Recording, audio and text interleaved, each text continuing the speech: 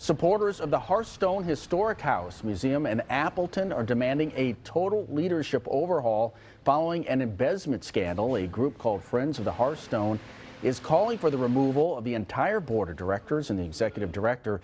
This comes after former treasurer Stephen Yonke was arrested for allegedly stealing $70,000 from the museum over 3 years. Investigators say Yonke used the museum's money to cover his own personal expenses. Yonke is scheduled to be in court next month.